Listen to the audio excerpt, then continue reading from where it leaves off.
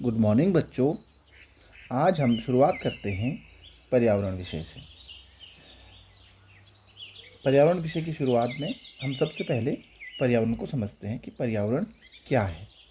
पर्यावरण को अंग्रेजी में इन्वायरमेंट कहते हैं, जो दो शब्दों से मिलकर बना है, परि धन आवरण। परि का अर्थ है चारों ओर और आवरण का अर्थ है घेरे हुए, अर्थात जो हमें चारों ओर से घेरे हुए है उसे हम पर्यावरण कहते हैं। अब आप जानते हैं, आप देखते भी हैं आपके आसपास में क्या क्या है, जैसे पेड़ हैं, पहाड़ हैं, नदियां हैं, ये सब क्या आ गया, हमारे पर्यावरण के अंतर्गत आ गया। अब ये सब कुछ समझते हुए अगर हम पर्यावरण को उसकी एक परिभाषा के रूप में समझें तो वो कुछ इस प्रकार होगी। जे.एस. रास के अनुसार, ये क्या है, पर्यावरणविद हैं जो अपनी परिभाषाएं देते हैं। तो इनमें एक हैं जे.एस. रास। उनके अनुसार वह परिभाषा क्या कहते हैं, पर्यावरण या वातावरण वह बाह्य शक्ति है जो हमें प्रभावित करती है। पर्यावरण या वातावरण वह बाह्य शक्ति है जो हमें प्रभावित करती है। दूसरा है डगलस एवं हालैंड के अनुसार, पर्यावरण वह शब्द है जो समस्त बाह्य शक्तियों, प्रभावों और परिस्थितियों का सामूहिक रूप से वर्णन करता है, जो जीवधारी के जीवन, स्वभाव, व्यवहार तथा अभिवृद्धि, विकास तथा प्रौढ़ता पर प्रभाव डालता है। परिभाषाओं को समझने के बाद अगर हम बात करें बाह्य शक्तियों की, तो बाह्य शक्तियाँ मैं आपको पहले भी बता चुका हूँ। हमारे चारों ओर पर्वत, पहाड़, मैदान, पेड़ पौधे, जीव जंतु, नदियाँ आदि। और अब इसी क्रम में हम आगे समझते हैं पर्यावरण के प्रकारों को। तो पर्यावरण के प्रकार क्या क्या हैं, आइए समझते हैं। नंबर 1 प्राकृतिक पर्यावरण, नंबर 2 सामाजिक पर्यावरण और नंबर 3 मानव निर्मित पर्यावरण।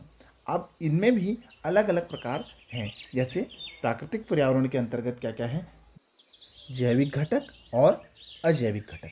अब इसी में जैविक के अंदर आता है सूक्ष्म जीव, पौधे और जंतु। वैसे ही अजैविक के अंदर आता है ऊर्जा, तापमान, ऊष्मा प्रवाह, जल, वायुमंडलीय गैसें, वायु, अग्नि, गुरुत्वाकर्षण, उच्चावच और मृदा। अब बात करते हैं पर्यावरण के अगले प्रकार सामाजिक पर्यावरण की।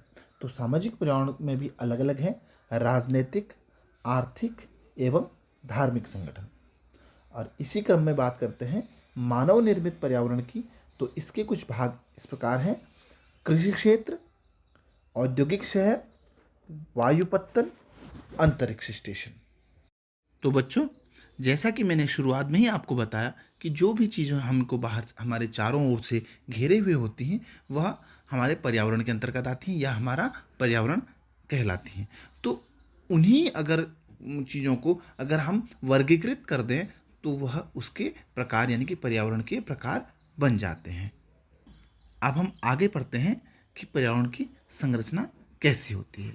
पर्यावरण की संरचना को इस चार्ट के माध्यम से समझने का प्रयास करते हैं। चलिए देखते हैं चार्ट की ओर। इसमें पहला आता है स्थल मंडल, दूसरा जल मंडल, तीसरा वायुमंडल और चौथा जैवमंडल। अब इसमें जो वायुमंडल है इनकी भी अपनी भिन्न भिन्न परतें होती हैं, जैसे शोभमंडल, समतापमंडल, मध्यमंडल, तापमंडल। फिर आगे बात करें तो तापमंडल के भी दो प्रकार हैं, आयन मंडल और बाह्य मंडल। तो बच्चों, आज के लिए इतना ही।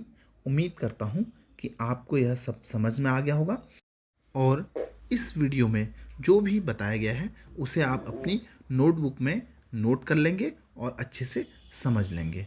अब नेक्स्ट क्लास में हम पर्यावरण की संरचना को डिटेल में पढ़ेंगे और जिसमें हम शुरुआत करेंगे स्थल मंडल से। तो मिलते हैं नेक्स्ट क्लास में। बाय बाय बच्चों, टेक केयर।